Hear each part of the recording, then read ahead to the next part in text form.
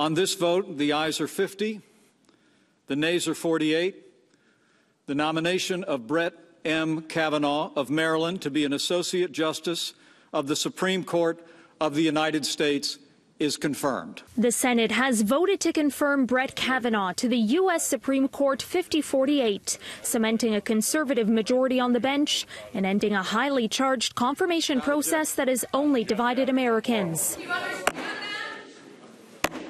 Demonstrators disrupted the Senate from the gallery during the final vote several times, while mass protests erupted outside. The eyes of a riveted nation were on Capitol Hill all day as Kavanaugh appeared headed for a lifetime job on the highest court. Get down!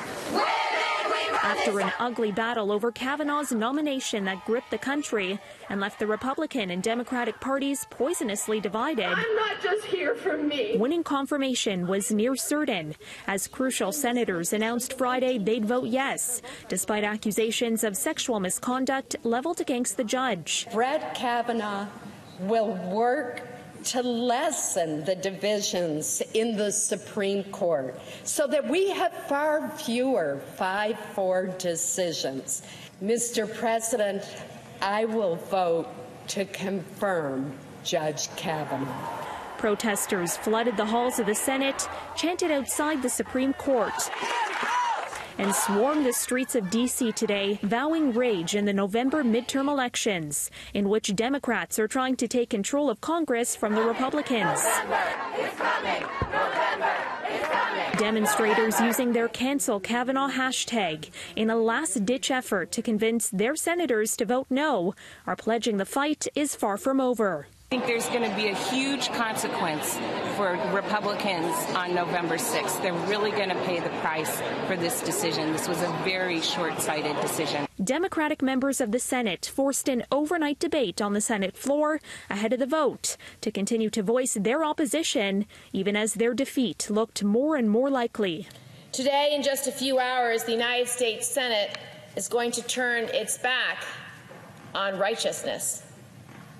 It's going to turn its back on fairness and reason. Kavanaugh's confirmation hands Donald Trump a clear victory, shaping the landscape of the federal judiciary.